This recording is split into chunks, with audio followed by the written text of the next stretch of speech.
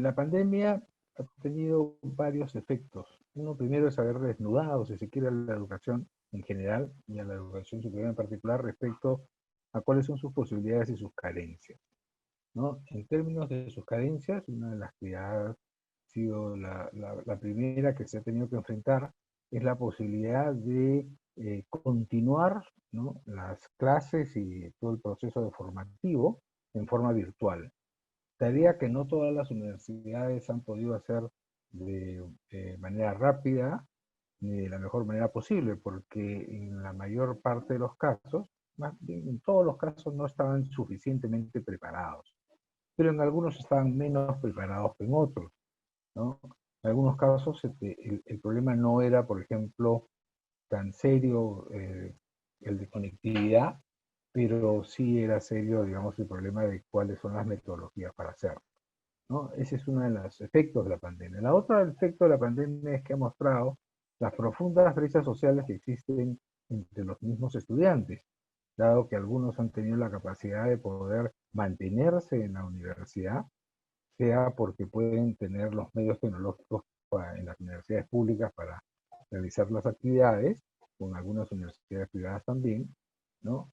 Sea porque tienen los recursos económicos para mantener el pago de su matrícula y pensiones en el caso de las universidades privadas. En la medida que los estudiantes no han tenido estas posibilidades, han debido optar por dos caminos.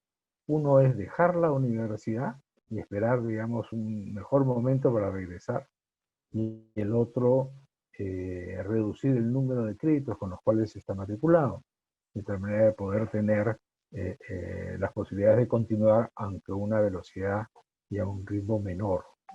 Todo esto afectando, digamos, en el mediano plazo, todo el proceso formativo y todas las expectativas de ellos mismos y de sus familias, ¿no?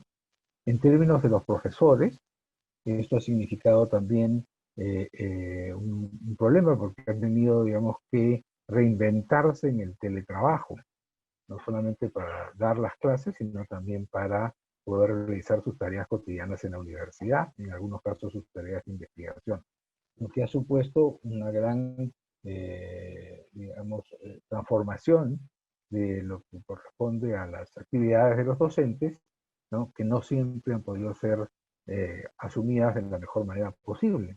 Por lo tanto, también ha afectado todo el conjunto de procesos que estaban a su cargo, ¿no? Pues creo que estos han sido los efectos más importantes.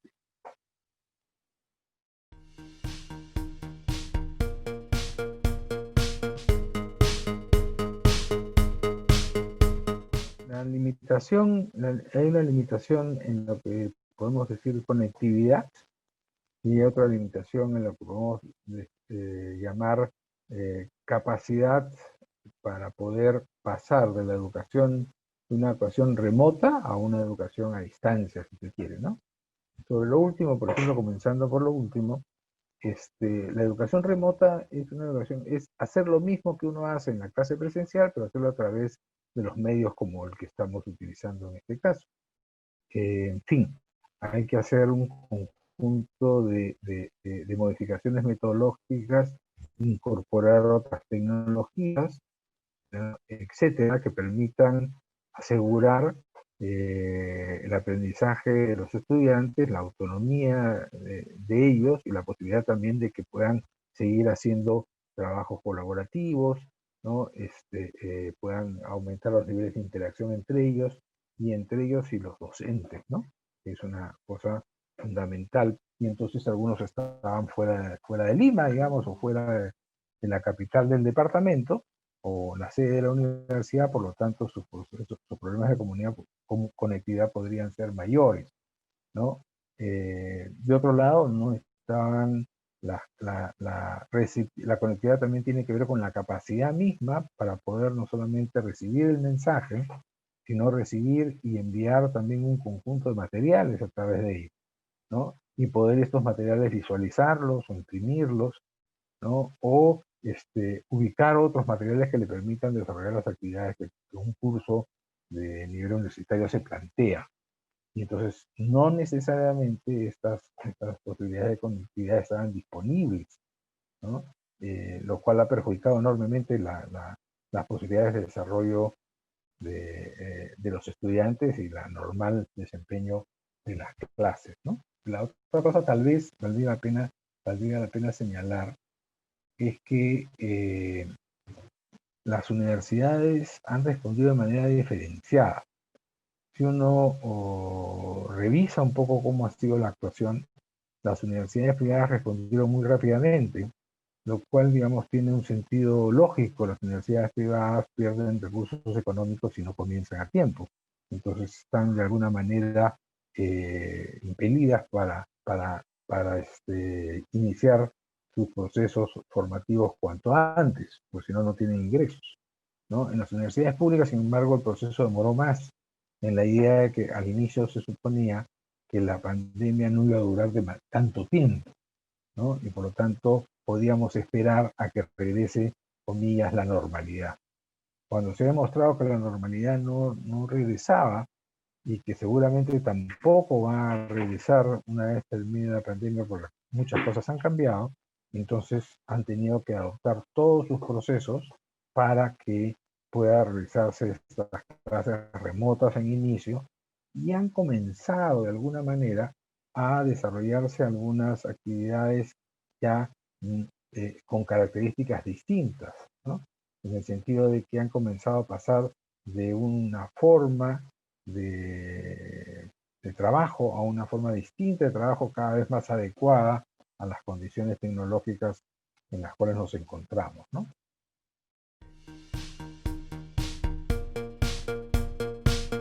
Bueno, yo diría que hay, nuevamente, digamos, acá tenemos diferencias importantes, ¿no? Las universidades, separémoslas, para comenzar gruesamente, las públicas de las privadas, ¿no? En el caso de las universidades públicas se dieron un conjunto de medidas, se volvieron a dar un conjunto de medidas que tenían que ver con disponer de recursos para poder adquirir equipos informáticos para estudiantes y para profesores, ¿no? Y en segundo lugar, lo que se hizo es dar un conjunto de disposiciones sobre las características que debían tener estos programas a distancia o estos programas remotos para poder asegurar un mínimo de condiciones de calidad. Eso se hizo lo más rápido posible sobre la marcha, pero digamos aquí el tema es que esto suponía, ¿no?, que las universidades podían responder rápidamente a la pregunta de quiénes carecen del equipamiento informático adecuado, ¿no? Y cómo hacerse, y para poder hacérselo llegar, si se quiere. Pero hacer eso implica condiciones en las cuales, digamos, no hay presencialidades y no hay desplazamiento de personas, significa obtener información previa o construir la información sobre la base de las declaraciones de las personas, ¿no? Con posibilidades casi nulas de comprobación de lo que se está haciendo. Y entonces esto se ha ido realizando un poco a ciegas. Por otro lado, los procesos de adquisición del Estado pueden ser, digamos, muy engorrosos y pueden tomar más tiempo del que es necesario o del necesario para responder a la necesidad, ¿no? Entonces, resulta que algunos estudiantes pues seguramente no han podido hacer clases en los primeros ciclos, ¿no? O el primer ciclo porque no han tenido el equipamiento que recién ha podido llegar después, ¿no? Ha habido una serie de demoras o de fallas, digamos, alrededor de esto, porque las velocidades aquí son diferentes. El otro problema han sido los docentes, también muchos docentes se ha podido constatar que tampoco tenían el equipamiento necesario para realizar sus actividades como docentes, lo cual ha significado proveerlos del equipo, pero como usted sabe, sobre todo no en el caso de los jóvenes, sino en el caso de los profesores, las habilidades para poder manejar los equipos informáticos de manera adecuada, poder incorporarse al curso de las tecnologías en un contexto de educación a distancia, resultan siendo más complicadas. Por lo tanto, su proceso de acercamiento y desarrollo de capacidades y virtuosidad, digamos, en lo que deben realizar, también ha sido un proceso difícil, diría yo, y en algunos casos muy exitoso y seguramente en otros con muchas deficiencias, ¿no? Creo que esto va bien. Esto es parte de esta evidencia de cuál es la situación de las condiciones en distintos tipos de universidades. En las privadas, digamos, esto ha sido, dependiendo de la universidad, las universidades han dado un conjunto de facilidades o no a sus estudiantes para que puedan continuar conectados con la universidad, ¿no? En la medida que se supone, la universidad no invierte, la privada no invierte recursos adicionales en lo que es los equipos de los estudiantes, sino los estudiantes tienen que poner estos equipos.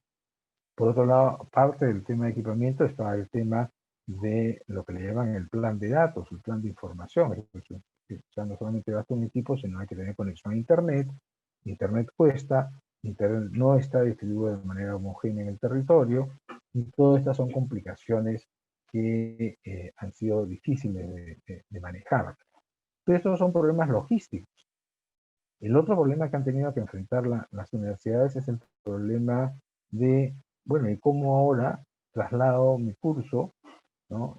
Dicen los profesores, para poder darlo en esta nueva versión? O sea, yo no sé cómo hacerlo, ¿no? Y entonces han tenido que esforzarse notablemente aquellos pequeños o medianos equipos que conocían de la educación virtual, y esto dependió del nivel también de desarrollo e interés de la universidad por esta forma de trabajo, para poder conducir a los profesores en ese sentido, ¿no? Hay que escoger una plataforma determinada, ¿no? Hay que tener, digamos, un conjunto de criterios para poder construir los cursos, hay que tener un conjunto de elementos que nos permitan manejar el proceso día a día, hay un sistema de evaluación que hay que diseñar apropiado a las condiciones nuevas, y todo esto es un trabajo que la universidad tiene que poner a un equipo de apoyo para que esto se realice, ¿no? Esto no se deja a la discrecionalidad absoluta del docente. Conforme ocurre esto, la calidad y va a poder mejorar, ¿no? Aunque, digamos, difícilmente, seguramente se va a alcanzar los niveles previos, ¿no? Los niveles de la presencialidad. Por otro lado, muchas universidades han comenzado a pensar en utilizar estas herramientas, estas metodologías nuevas, ¿no? Para poder desarrollar planes hacia adelante. Han descubierto que existen medios que les permiten enfrentar y superar algunos problemas que tienen respecto a alumnos, por ejemplo, que se matriculan en menos créditos, en problemas, digamos, de retraso en el número de créditos que deben matricularse como promedio, ¿no? Temas relacionados con las posibilidades de que los profesores que participan en los cursos puedan hacerlo desde sus lugares de trabajo y por lo tanto combinar su actividad profesional con la actividad docente, las posibilidades de que los alumnos, por lo menos en algún tiempo, puedan estar fuera de la localidad y continuar siendo estudiantes que realizan sus actividades formales, ¿no? En fin, hay un descubrimiento de una enorme cantidad de posibilidades que también las universidades han comenzado a valorar, ¿no? Entonces creo que estas medidas han permitido de alguna manera un descubrimiento de posibilidades hacia adelante. Yo espero en particular que estas posibilidades puedan ser potencializadas, ¿no? En adelante y no olvidadas, con una vuelta a una normalidad que ya no tendría sentido.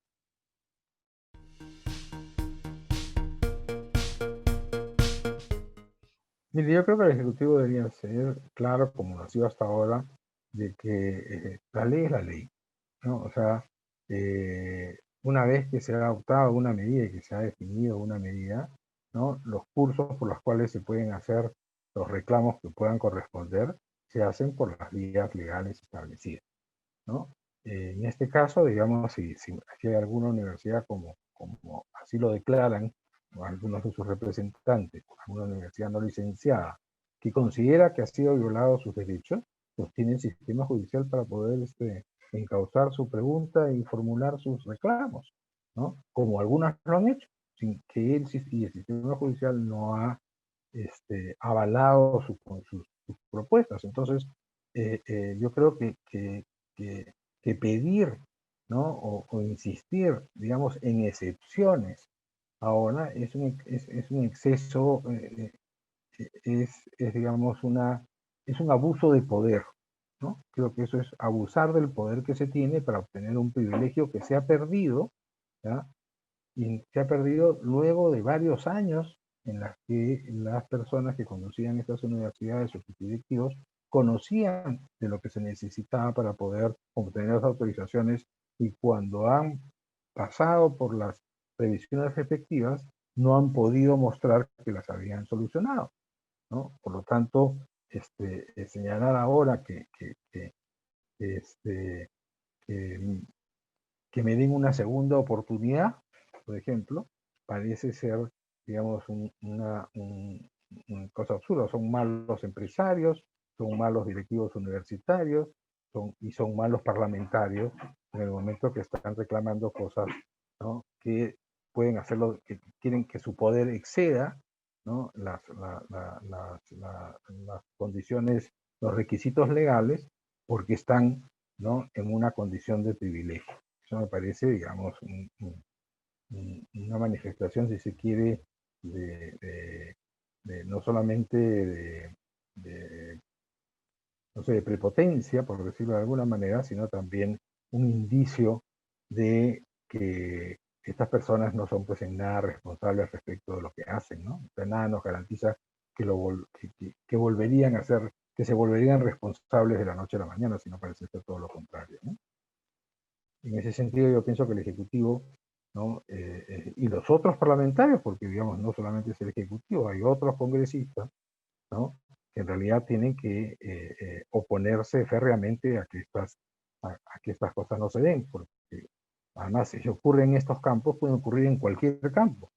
Entonces, por lo tanto, las leyes se convierten pues en juegos de poderes, ¿no? Y no en reglas y razones que permiten un mejor funcionamiento de la sociedad, sino que funcionan en virtud de cuáles son los intereses que tengo, ¿no?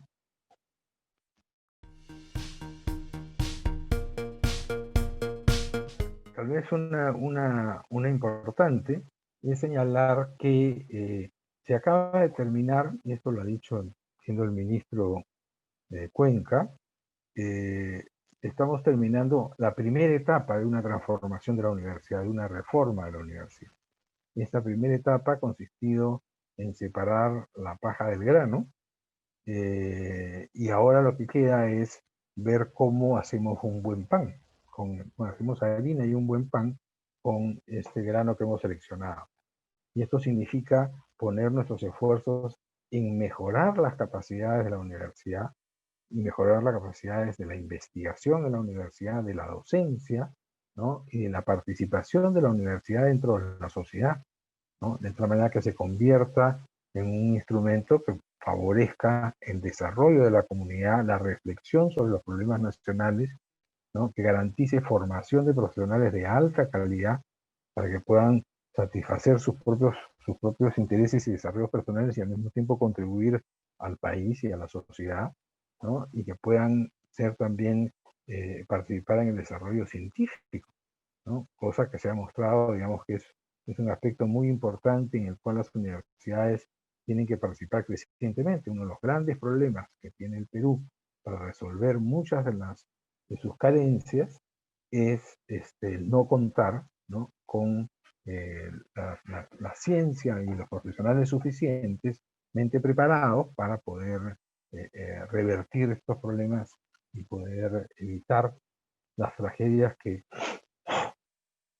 de alguna manera nos han acontecido, ¿no? O sea, somos el país que peor ha manejado la pandemia, que estamos entre los tres últimos países que han sido más golpeados por la pandemia, que la han manejado de manera equivocada, si se quiere, y esto no, es reflejo también en parte de la debilidad, no solamente de nuestras instituciones, sino la debilidad de nuestros profesionales científicos y académicos para poder responder a este tipo de cosas, ¿no? Por lo tanto, creo que ahí la, actividades de fortalecimiento que tienen que ver con recursos concursables para la investigación, que tienen que ver con financiamiento de actividades para mejorar las capacidades docentes, que tienen que ver con mejorar las capacidades administrativas al interior de las universidades, generar un sistema de relaciones interuniversitario que permita